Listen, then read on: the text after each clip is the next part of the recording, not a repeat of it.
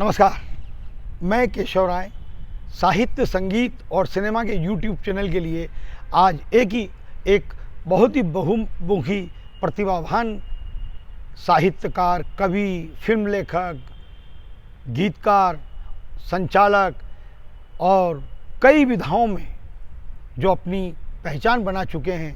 Film industry में भी उन्हें बहुत अच्छी तरह से जाना जाता है क्योंकि उनके गीत काफ़ी हिट हो रहे हैं। कल हमारी एक इवेंट थी जयपुर में सुपरस्टार गोविंदा जी के साथ, तो हमें आमंत्रित करने आए हैं अविनाश त्रिपाठी। अविनाश त्रिपाठी जी का परिचय हमने दे ही दिया आपको, तो आज दिया तो गोविंदा जी भी शायद इनकी इवेंट में आएंगे जो अंतर्राष्ट्रीय फिल्म फेस्टिवल कर रहे हैं। जयपुर को वैसे जयपुर लिटरेचर फेस्टिवल के नाम से पूरी दुनिया में प्रसिद्धि मिली है। पूरी दुनिया के साहित्यकार, कलाकार आते हैं, अपना वक्तव्य देते हैं। इसी प्रकार से अविनाश त्रिपाठी जी भी एक फेस्टिवल कर रहे हैं जिसके लिए हमें आमंत्रित करने आए हैं। तो हम ये जवाहर कला केंद्र में हैं। हमने इनसे एक निवेदन किया कि अब हम आपसे एक बातचीत भी करना चाहते हैं, तो आपने कहा ठीक है। तो नमस्कार केशव जी, और सबसे पहले तो आपका बहुत बहुत धन्यवाद। और आपने जयपुर का जिस तरीके से परिचय दिया, मुझे लगता है कि बहुत ही कमाल का शहर सिर्फ इस वजह से नहीं है क्योंकि यहाँ पे डेस्टिनेशन वेडिंग होती है, बल्कि एक ऐसा शहर है जिसमें मुझे लगता है कि जिसकी मिट्टी में साहित्य, जिसकी मिट्टी में नृत्य, जिसकी मिट्टी में कला, जिसकी मिट्टी में राजशाही भी मैं कहूँगा, क्योंकि जयपुर और राजस्थान की जब भी हम चर्चा करते हैं तो हमारे दिमाग में एक ऐसा शौर्य की पिक्चर बनती है, एक ऐसी वीरता की पिक्चर बनती है जिसमें बहुत सारे हिंदुस्तान के राजा महाराजाओं ने अपने खून का बलिदान देकर भारत को सुरक्षित करने का प्रयास किया था और उसमें वो सफल भी हुए थे। वो ऐसी ज़मीन पे जब भी मैंने इस पर विचार किया कि मैं अपने फेस्टिवल को कहाँ पर करूँ, तो मेरे दिमाग में सिर्फ एक शहर की पिक्चर बनी और वो पिक्चर जयपुर की थी। और परिचय में भी जैसे आपने कहा कि जयपुर एक ऐसा शहर है जिसमें साहित्य भी उसी तरीके से उर्वर है, फर्टाइल है, उसी तरीके से यहाँ पर नृत्य है। और हम जानते हैं कि कथक जैसा नृत्य पूरे भारत में सिर्फ उसके दो अलग अलग शैलियाँ हैं, एक लखनऊ की शैली है और एक जयपुर कथक की शैली है।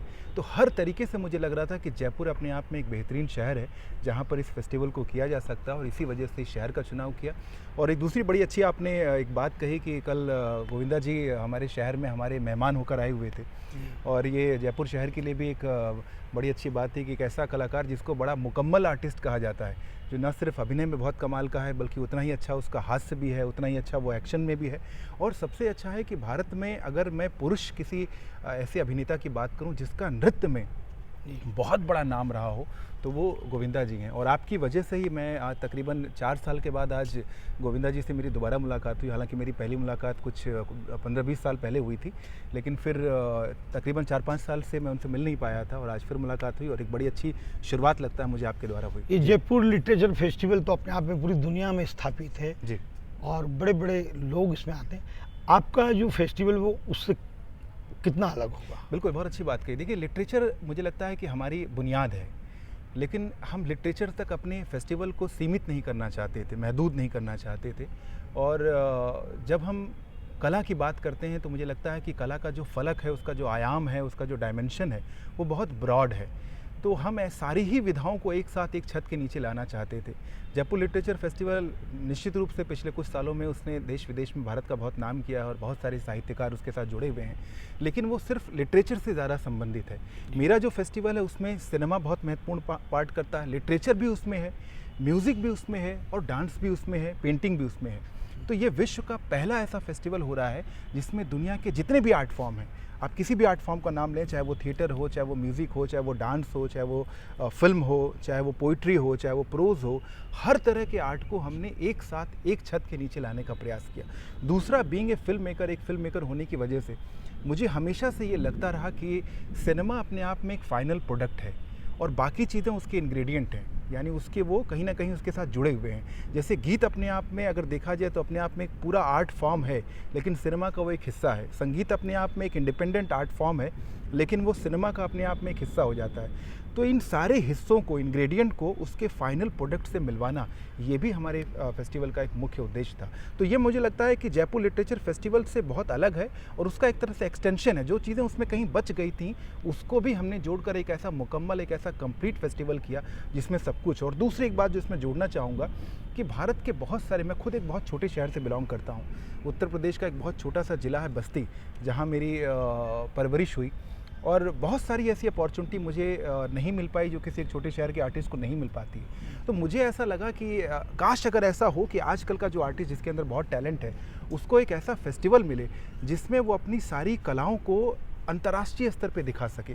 तो जो जिसके अंदर प्रतिभा है उसको मंच मिलना चाहिए, जो मुझे नहीं मिल पाया। मुझे लगता है कि मैं अपनी जो कुछ भी समाज से मुझे हासिल हुआ है मैं उस समाज को देना चाहता था। ये भी इसका उद्देश्य है। सर, एक इंसान अपने आप को स्थापित कर लेता है जब उसकी नौकरी लग जाती है, और नौकरी भी कैसी कि कॉलेज में, इंटरनेशनल ख्याति प्राप्त कॉलेज में आप प्रोफेसर, और आपका गीत भी चल रहा है, कविता भी चल रही है, संचालन भी चल रहा है, सब कुछ चल रहा है और अच्छे ढंग से चल रहा है जी।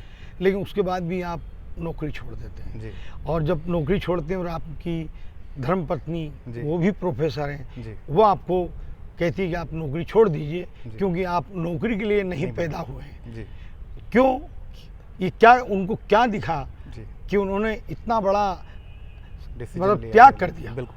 क्योंकि कोई भी पत्नी चाहे कितना अच्छा भी कलाकार हो, बहुत कम ऐसा सुनने में आया है कि वो नौकरी छोड़ने के लिए कह दे। बिल्कुल। वो कहते हैं ये तुम्हारे शौक हैं लेकिन नौकरी मत छोड़ो। हाँ। तो क्या इसका आप संक्षिप्त में? बहुत अच्छा आपने सवाल किया। सबसे पहले तो मैं अपनी पत्नी संगीता जी को इस बात के लिए बहुत बहुत धन्यवाद देना चाहूँगा कि उन्होंने मेरी प्रतिभा के साथ न्याय करने की अपनी तरफ से पूरी कोशिश की।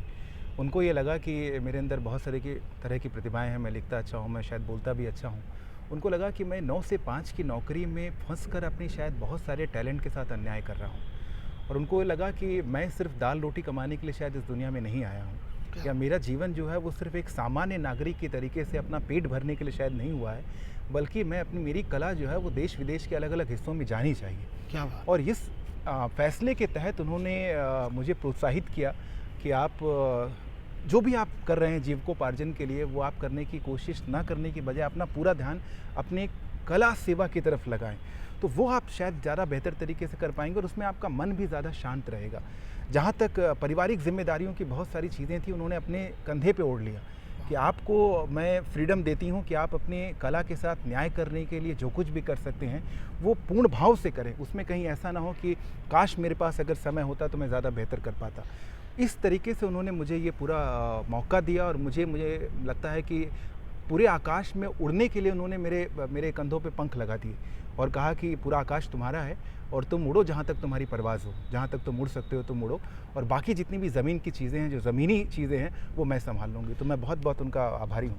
आप अच्छे पत्रकार हैं क्योंकि मैं आपकी समीक्षाएं पढ़ता हूँ पंजाब केसरी सभी अखबारों में, बहुत अच्छा लिखते हैं आप। तो एक पत्रकार, एक कवि, एक फिल्म गीतकार, लेखक, तो किस में आप अपने आप को ज़्यादा स्थापित करना चाहते हैं? मुझे लगता है देखिए, मूलतः मैं लेखक हूँ, तो जो लेखक होता है वो अलग अलग विधाओं में भी लेखक ही रहता है। मैं जब अखबार के लिए लिखता हूँ तो भी मैं एक लेखक होता हूँ। तो मैं ये सोचता हूँ कि मुझे पढ़ने वाला कौन होगा, तो मैं उसके हिसाब से लिखने की कोशिश करता हूँ। जब मैं किसी सिनेमा में गीत लिखता हूँ तो मुझे लगता है कि जिस किरदार के लिए मैं गीत लिख रहा हूँ उस किरदार की ज़बान क्या है, उस किरदार का सोशल, इकोनॉमिकल, पॉलिटिकल बैकग्राउंड क्या है, मैं उसके हिसाब से लिखने की कोशिश करता हूँ। जब मैं कोई गीत ऐसा लिखता हूँ जो मेरे मन का है तो उसमें सिर्फ मैं अपने मन की सुनता हूँ कि अविनाश त्रिपाठी अगर इस भाव में हो, इस दशा में हो, तो वो क्या सोचेंगे और क्या लिखेंगे। तो अलग अलग भूमिकाओं में मैं मूलतः तो लेखक ही हूँ, बस मैं सिर्फ ये देखता हूँ कि हमारे सुनने वाला ऑडियंस क्या है, उसकी मानसिक स्थिति और उसकी स्टेटस को ध्यान में रख के मैं लिखने की कोशिश करता हूँ जी। तो आप सुन रहे थे अविनाश जी को। फिल्म इंडस्ट्री में कई सुप्रसिद्ध गायक इनके गाने को गा चुके हैं और कई संगीतकार इनके गाने ले भी रहे हैं। तो हमारी शुभकामनाएं सर आपके साथ, बहुत बहुत कि धन्यवाद। आपका जीवन बहुत उज्जवल रहे और बहुत आपको हर क्षेत्र में बहुत सफलता मिले। बहुत बहुत धन्यवाद आपका, बहुत बहुत धन्यवाद।